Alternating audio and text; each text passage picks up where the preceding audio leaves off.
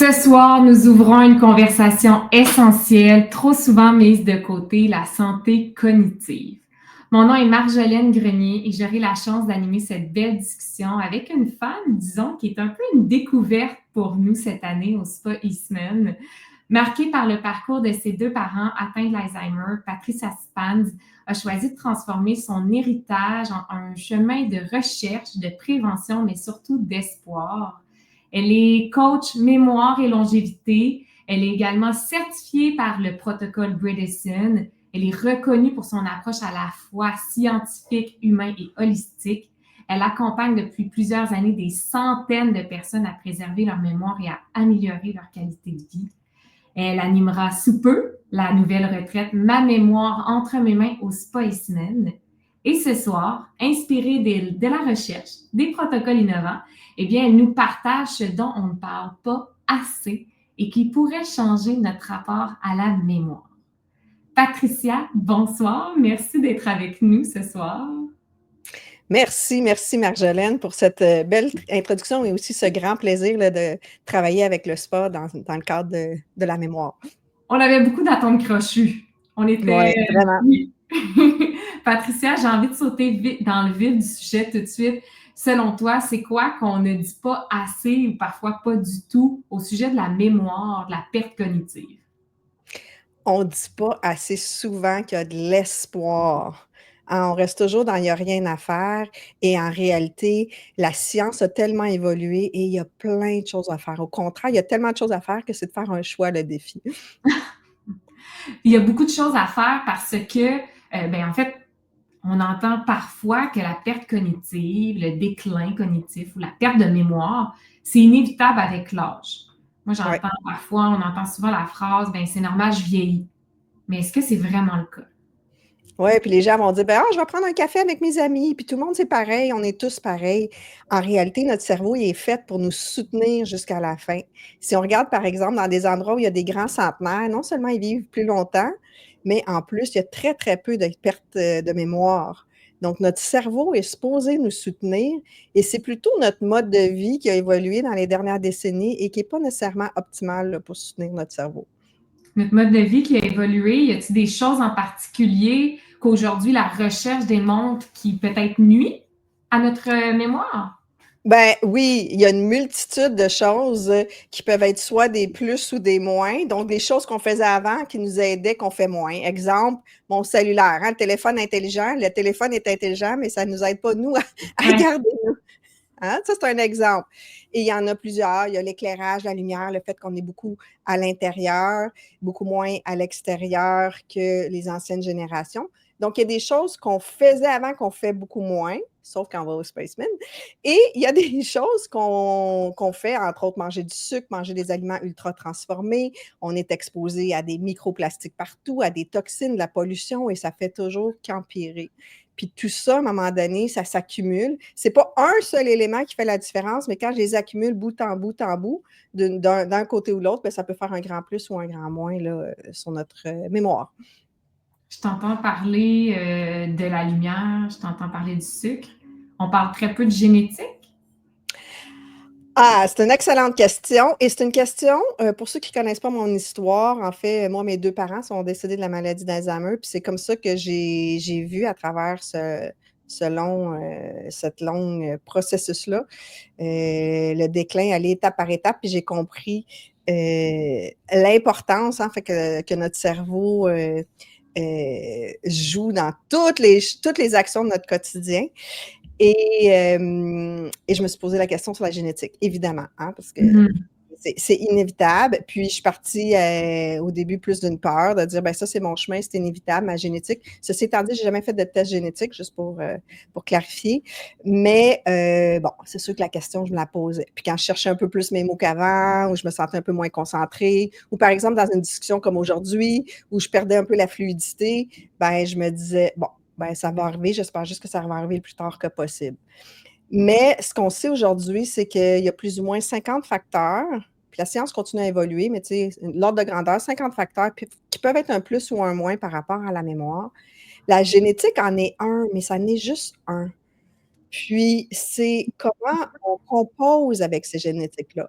qui fait la différence. Exemple, dans mon cas, bon, on peut se dire que fort probablement ma génétique n'est pas très favorable à avoir un cerveau qui me suit bien jusqu'à la tout au long de ma vie, mais mes choix, ont beaucoup plus d'impact que la génétique en a et donc c'est pour ça que tous les choix que je fais, moi, ma vie au quotidien, ben les choix que je fais, je me pose toujours la question: «C'est-tu un plus, un moins?» et j'essaie de faire plus de plus et moins de moins et donc la génétique, c'est pas une fatalité en réalité. Donc, c'est pour ça que tu parles autant d'espoir, parce qu'il y a un Mmh. pouvoir derrière les habitudes de vie, on peut changer les choses. Derrière les habitudes, les choix et quand on commence à prendre conscience, puis c'est un petit peu l'objectif, entre autres, là, quand on est au Spaceman dans la retraite, quand on commence à réaliser le nombre de choix qu'on fait de manière inconsciente dans notre quotidien. Exemple, aller à l'extérieur. Moi, j'enlève mes lunettes pour être sûre que la lumière, elle arrive directement dans mes Mhm. yeux. Puis c'est juste un exemple. L'odorat, on vit dans un monde aseptisé où on est déconnecté de notre odorat, alors que l'odorat vient stimuler l'hippocampe. L'hippocampe joue un rôle clé dans la mémoire. Et quand on commence à prendre conscience de la somme des petits choix qu'on pourrait juste faire différemment sans réaliser, c'est simple, c'est agréable, c'est facile, ben là, on peut faire toute une différence au niveau de notre mémoire, en fait. Et de notre santé en général, mais spécifiquement notre mémoire. Oui, c'est un effet collatéral, un C'est un bénéfice. bénéfice. Un bénéfice collatéral, tout à fait. Donc, plus on prend soin de notre mémoire, plus on fait des choix alignés avec des choix sains, bien évidemment, plus on prévient autant la perte de mémoire que tous les autres désagréments qui peuvent nous arriver quand on avance en âge. Dans la vie, on prend tellement de choix, on fait tellement de choses. Y en a-t-il des priorités que tu pourrais nous partager ce soir en termes de mémoire, en termes de santé cognitive, les priorités en termes de prévention? La priorité, là, la première et la plus importante, c'est qu'il y a de l'espoir. Ouais. Parce qu'évidemment, si on n'a pas d'espoir, on est dans une situation de désespoir. Ça sert à quoi de faire des choix, de se préoccuper, de se poser des questions sur ce que je mange, sur ce que je bois, sur ce que je fais, si ça ne sert à rien? Fait que première étape, et c'est peut-être le message le plus important que je suis heureuse de partager avec le plus grand nombre de gens que possible, c'est le message que moi, je n'avais pas quand mes parents sont passés à travers tout ça. C'était, dans le fond de moi-même, j'étais convaincue qu'il y avait de l'espoir, mais dans le concret, bon, disons qu'il n'était pas très présent. Donc, de l'espoir. Mais après de l'espoir, ben, c'est la décision d'agir. Ouais. Et d'agir selon chacun nos choix. Le chemin est différent pour chacun, mais de prendre action, de faire quelque chose pour que ça ne soit pas juste de l'espoir, mais que ça se concrétise dans le quotidien de tous et chacun. Est-ce que justement, c'est quoi les sphères dans lesquelles on doit mettre de l'action, mettre des choses concrètes? Donc, moi, j'aime beaucoup parler des 20 éléments essentiels sur lesquels travailler. Puis toujours en rattachant ça à 1% de changement par jour. Parce que des fois, on se dit: «Oh, il y a tellement de choses à faire, c'est décourageant». L'important, c'est de se mettre en action et de toujours poursuivre 1% de changement à tous Mhm. les jours et d'avancer. Puis quand on avance dans la J'entends, j'entends Jocelyna Dubuc, notre présidente fondatrice, qui dit un pas, un pas. c'est exactement ça. D'ailleurs, Jocelyna et moi, on est très connectés sur la vision des choses. Mais donc, oui, donc 1% de changement. Après, pour moi, il y a 20 essentiels. Ultimement, l'objectif, c'est de faire le tour, de prendre conscience de toutes les sphères dans l'ordre qu'on veut. Commençons par ce qui nous fait plaisir, parce qu'il est le fun pour nous, parce qu'il est Mhm. facile. Puis, faisons des petits changements et on continue. Et à chaque fois qu'on fait un changement, ça ouvre la place à autre chose. Notre énergie augmente, notre cerveau fonctionne mieux, tout va mieux. Et après ça, ça ouvre la possibilité à des choses qu'au début nous semblaient vraiment difficiles. Et là, tout d'un coup, ça devient plus facile. Mis à part l'espoir, y a-t-il une autre chose qu'on parle pas assez en termes de mémoire? Mis à part l'espoir, Oui. là, ça a bloqué, hein, ça ne fonctionne plus en passant. Ah, ouais, on a un petit problème avec le Facebook du Spa et Simone, mais c'est correct, on va le rediffuser plus tard. On est toujours en direct sur ta page Facebook à toi, Patricia, puis sur l'événement. Parfait. Au moins, on OK. est. On continue les joies du live. Oui. Donc, est-ce que tu veux répéter ta Oui, c'est question? quoi l'autre chose dont on parle pas assez? Tu as parlé d'espoir.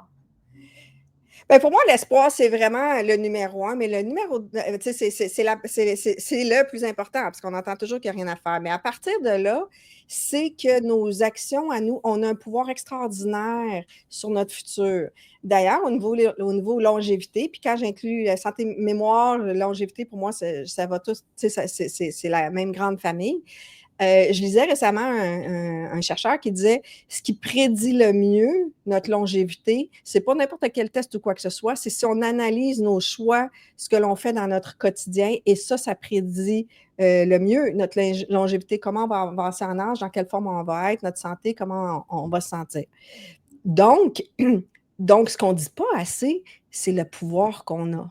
On a tendance à remettre notre pouvoir entre les gens à l'extérieur, puis se dire, ben, quelqu'un va trouver la solution. Mais c'est la somme des petites actions. Au niveau mémoire, ce qu'on dit, c'est que c'est 20 ans avant les premiers signes et symptômes. Généralement, les gens vont dire, je cherche mes mots plus qu'avant, c'est plus dur à me concentrer, j'ai plus de difficultés j'ai moins de plaisir à lire un livre, ou des petites choses comme ça. Mais avant de commencer à observer des petits signes et symptômes comme ça, généralement, on parle d'une période de 20 ans où on a fait des choix qui étaient peut-être pas optimales. Puis ça prend 20 ans avant que vraiment on commence à le ressentir. Fait que ce qu'on ne dit pas assez, c'est prenons action, puis prenons action en prévention. Prenons Mmh. action quand ça fonctionne encore bien. Un peu comme notre corps physique. Tu sais, je vais-tu attendre de m'entraîner puis de faire du sport quand je suis plus capable de bouger? Non, je vais le faire pour le maintenir. Mais on n'a pas cette vision-là avec la mémoire, puis on parle très, très, très peu de ça. Ça me. Est-ce que, vu que là, tu parles de 20 ans, Oui, c'est dur de prendre action quand on n'a pas de symptômes, on pense que tout va bien. c'est sûr. Y a- C'est sûr. C'est sûr, il y a toujours une question que quand on avance en âge, ben, on commence à y penser plus. Il y a la question qu'on se rassure souvent entre nous, entre autres, parce on a tous entendu depuis des décennies, il n'y a rien à faire. Fait qu'on se rassure entre nous quand on prend un café avec nos amis de la même âge. Ah, moi aussi, c'est pareil. Je cherche les noms plus qu'avant, les titres de films, les noms des personnalités, ça me prend un petit peu plus de temps qu'avant. Fait qu'on se rassure comme ça.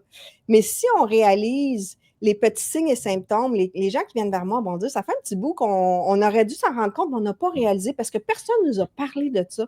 Personne ne nous a dit, hey, sais-tu que tu cherches encore tes mots, tu cherches tes mots un petit peu plus qu'avant, savais-tu quoi? C'est le temps de faire quelque chose, c'est le temps de se mettre en action. Et quand on se met en action à ce moment-là, je vous le promets, un livre plein de témoignages, ça fait une différence énorme. En réalité, notre cerveau, il gère tout, il contrôle tout, tout notre quotidien, la façon que j'interagis avec toi, la façon que je parle à quelqu'un, la façon que j'agis avec mes proches, tout est géré par mon cerveau. Ne serait-ce que ça, de récupérer des fonctions cognitives, ça change tout dans notre quotidien. Un peu comme quand je suis en forme physique. Hein, quand je ne suis pas en forme, je ne m'en rends pas trop compte, mais quand je me remets en forme, je me rends Dieu que ma vie est plus agréable. Oui, c'est quand on y goûte qu'on voit la différence des fois. Mhm. Est-ce que quand tu parles de prévention, qu'on voit, c'est des habitudes 20 ans d'avance, 20 ans avant, est-ce que les changements qu'on peut appliquer, on les voit rapidement dans notre mémoire, dans notre santé cognitive? Les témoignages, est-ce qu'ils disent que c'est rapide de ressentir les changements? Ben, c'est une excellente question. Fait que le cerveau, c'est sûr que ça bouge pas rapidement. Hein? C'est sûr que c'est pas la chose qui bouge le plus rapidement. Fait qu'il y a différentes choses que moi, je recommande toujours aux gens.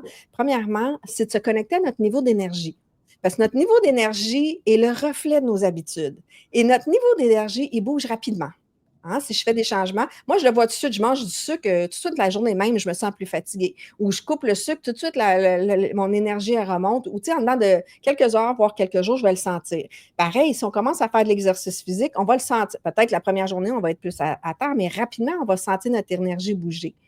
Donc, si mon énergie bouge, qu'est-ce que ça veut dire? Ça veut dire que mon corps il est mieux soutenu, il est mieux nourri, mes cellules sont mieux nourries.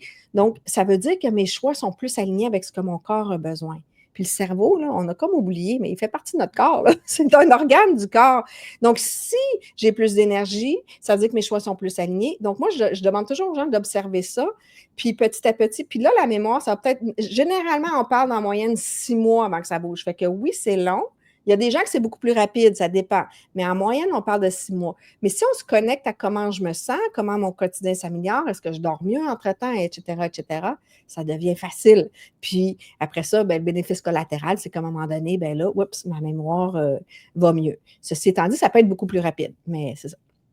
S'il y a des gens qui nous écoutent, qui ont déjà des symptômes ou peut-être qui sont plus avancés dans la perte de mémoire, est-ce qu'il est trop tard parfois? Pour moi, il n'est jamais trop tard, hein. Il y a toujours de l'espoir, il y a toujours quelque chose à faire et dans tous les cas, tout ce qu'on fait va toujours avoir un impact positif. Mais c'est sûr que pour moi, le meilleur moment pour agir, ben, il y a beaucoup de gens qui viennent à moi qui ont vécu comme moi, quelqu'un proche qui est en perte de mémoire, donc qui ont plus cette sensibilité-là. Mais sinon, souvent, comme je disais tantôt, les gens généralement viennent à moi le moment là où c'est le plus efficace, puis comme tu dis, c'est plus facile parce que là, on sent quelque chose. Quand on sent rien, des fois, on est moins conscient. Ben, quand je cherche mes mots, ça, c'est vraiment un gros, gros signe. L'odorat, hein, j'en ai parlé un petit peu, puis d'ailleurs, dans la retraite, il y a une journée où on regarde ça plus en détail.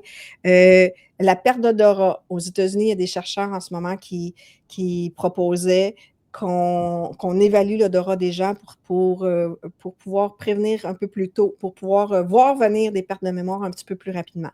Donc, si vous perdez la mémoire, on ne part pas en panique, on est ici parce qu'il y a de l'espoir. L'odorat, si on perd l'odorat. Pardon? Si on perd l'odorat, c'est ça? Oui, j'ai dit, c'est quoi que j'ai, oui. La mémoire. Ah, j'ai dit la mémoire, excuse-moi. Oui, c'est ça, l'odorat. Donc, si on parle d'odorat, puis on est ici parce qu'il y a de l'espoir, hein, je le répète souvent. Souvent, on évite de regarder ça parce qu'on est dans la peur, parce qu'on nous a dit qu'il n'y avait rien à faire, mais tout de suite, quand on change, puis l'espoir est au cœur de tout ça, bien, si j'observe que l'odorat diminue, ben là, je peux faire plein de choses. Je peux stimuler mon odorat à travers plein de moyens différents. Donc, l'odorat aussi, comme je disais, chercher des titres, on le sent là, que notre cerveau est un petit peu moins vif d'esprit qu'avant. Les gens le sentent. C'est juste qu'on aime mieux le cacher parce qu'on nous dit qu'il n'y a rien à faire. Donc, si on agit à ce moment-là, c'est vraiment, vraiment efficace, puis c'est le super timing. Tu parles d'odorat, justement, tu as écrit un article de blog avec le Spaceman à ce sujet-là. Oui, donc l'odorat, c'est un sujet qui me passionne. Puis, l'odorat, honnêtement, moi, je trouvais que c'était un sens plate là, il y a quelques années. Puis là, j'ai découvert toute la puissance de ce sens-là qui est oublié. C'est le seul de nos 5 sens qui est relié à notre hippocampe, qui est vraiment au cœur du processus de mémorisation. Toutes les autres de nos sens sont dans le néocortex, donc dans la partie du cerveau qui nous distingue plutôt des animaux. Donc, tout à fait. Et travailler au niveau de l'odorat, entre autres avec les huiles essentielles, ce qu'on expérimente avec durant la retraite, mais aussi dans la nature. Hein, par exemple, au spa, on est dans la forêt et tout, il y a plein d'odeurs. Puis de prendre conscience, puis de prendre le temps de se connecter aux odeurs, c'est un entraînement cérébral absolument phénoménal.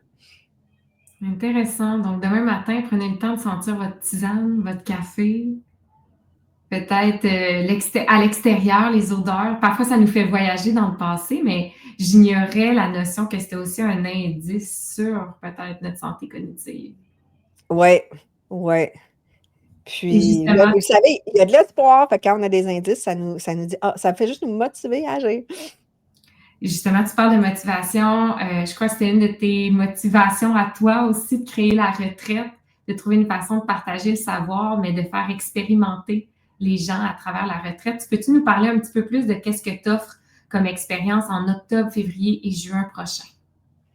Ben oui, donc je suis très contente. Puis honnêtement, on a fait beaucoup d'endroits avec mon collaborateur. Je travaille avec Stéphane Tribali dans la retraite et dans ce que je fais pour qu'on expérimente aussi le goûter à travers l'alimentation. Stéphane, c'est un chef et formateur culinaire extraordinaire. Donc, on a décidé d'organiser une retraite parce que moi, ça fait 7-8 ans environ que je travaille de manière virtuelle à enseigner aux gens quoi faire au niveau de la mémoire. Puis c'est génial, les gens ont des résultats et tout ça, mais je voulais offrir la possibilité de vivre l'expérience. parce que il n'y a rien de mieux que de vivre l'expérience. C'est différent de parler d'alimentation, mais de goûter à une recette, c'est autre chose. C'est une chose de parler d'odorat, c'est une autre d'avoir les huiles essentielles, d'aller à l'extérieur et de l'expérimenter. C'est une chose de parler de thermothérapie, c'est une autre de rentrer dans le bain à 12 degrés en groupe. Hein, c'est pas pareil. Fait que pour moi, ça permet vraiment aux gens d'aller plus loin dans l'expérience. Dans un monde idéal, on fait les deux. On fait à la fois le virtuel qui nous permet de ramener ça à la maison et de vivre l'expérience au Spiceman. Et la réponse a été super favorable. Les gens, il y a plein de gens qui me suivaient virtuellement qui ont dit « Oh, je suis tellement contente qu'il y ait une retraite que je puisse aller puis vivre. » Puis la connexion, hein, on le sait que la connexion humaine, c'est un des éléments les plus importants de la mémoire, mais aussi de la longévité, des grands centenaires et tout. Vivre une retraite pendant 4 jours comme ça, on a la connexion entre les gens, c'est absolument génial. Oui, puis justement, j'ai envie de la présenter, la fameuse programmation de la retraite. Je trouve que visuellement, ça permet vraiment de bien comprendre à quel point il y a ce mix-là entre des ateliers avec toi, des conférences, et également des dégustations avec Stéphane et à la fois beaucoup de temps libre pour profiter des installations du Spiceman, des ateliers, puis en plus les moments de groupe durant les repas. Donc, je me suis permise aussi de projeter un petit avant-goût de la programmation de la retraite. Y avait-il des choses, Patricia, sur cette programmation-là que tu voulais attirer notre attention? Ben oui, premièrement, pour moi, c'était fondamental que d'aller au Spiceman, si on était dans une salle de conférence, ben je trouvais ça dommage parce que la raison pourquoi on fait ça là, c'est que toutes les installations sont 100% alignées avec ce que j'enseigne puis avec ce qui est vraiment un mode de vie optimal pour la mémoire, la longévité. Donc, mais je pourrais aller au Spiceman, vivre une expérience extraordinaire, mais pas avoir pris conscience de tous les détails de ce qui a été créé à travers les années au spa. Je donne un exemple vraiment simple, mais au petit déjeuner, si on regarde dans notre assiette, il y a toujours des micro-pousses dans l'assiette, hein, au petit déjeuner, dans la cuisine. Des micro-pousses, ça peut surprendre, hein, des micro-pousses dans notre assiette, mais les micro-pousses, c'est 4 à 40 fois plus nutritif qu'un légume à maturité. C'est un pot de vitamines dans notre assiette. J'aurais pu aller au spa pendant plusieurs jours et avoir eu ça sans même en avoir pris conscience. Et si j'en prends pas conscience, qu'est-ce qui arrive? C'est qu'à la maison, je ne vais pas répéter le geste parce que j'ai pas pris conscience que c'est ça qui s'est passé dans mon assiette. Donc, pour nous, c'est important dans la retraite, c'est qu'on vit l'expérience et on vous fait voir tout ce que vous vivez. Puis après ça, à la fin de la retraite, on fait un plan ensemble de ce que vous pouvez faire à la maison pour poursuivre l'expérience, pour vraiment faire une différence, mais on veut que ça se poursuive à la maison. Wow, ça, c'est vraiment unique. Donc, les participants, à la fin de la retraite, ils ont un plan vraiment axé sur leur situation. C'est personnalisé? Oui, bien c'est ça, on le bâtit ensemble. Donc, nous, on leur dit, voici ce que vous avez vécu à la retraite. Dans le fond, au Spiceman, puis là, je donne, par exemple, la thermothérapie. Bon, c'est sûr qu'on ne va pas nécessairement se créer un site de thermothérapie dans notre cours, hein? Ouais. Mais qu'est-ce qu'on peut faire? On peut faire une douche froide à la maison. Fait que là, on fait le parallèle. Bien, comment je peux faire quelque chose d'équivalent à la maison? Par quoi je peux remplacer? Puis là, les gens créent leur journée idéale à la maison. Puis encore là, ils n'ont pas besoin de faire la journée idéale le premier jour. Mais ça se fait étape par étape. Première étape, 1% de changement, bien, je vais prendre une douche froide peut-être, ou tiède peut-être au début, et ainsi de suite. Fait que c'est tout ça qu'on fait avec les gens, tout à fait. L'eau froide, c'est quoi avec la mémoire? Ah! En réalité, ben, l'eau froide a plein de bienfaits, évidemment. Entre autres, ça stimule notre circulation. Un cerveau irrigué fonctionne bien. Donc, plus ma circulation sanguine fonctionne bien, mieux va fonctionner mon cerveau. Là, je vous ai mis ça en version très, très simplifiée, là, mais... Mais encore un autre bénéfice de la douche à l'eau froide. Nous qui sommes des grands ambassadeurs de la fameuse douche à l'eau froide, maintenant, je sais en plus que c'est bon pour mon cerveau. Tout à fait, tout à fait. Et ça, c'est juste un exemple, mais on prend dans le fond, toute l'expérience des 4 jours, puis on décortique ça pour dire aux gens, bien, voici ce que vous pouvez retirer de ce qu'on a fait ensemble, puis faire à la maison. Donc, du savoir, de l'expérience, puis des connexions. C'est vraiment un mix des 3 éléments pour vraiment faire qu'après le changement, la transformation est durable dans le temps. Oui, parce que l'information, ça nous amène à une prise de conscience, c'est l'étape 1.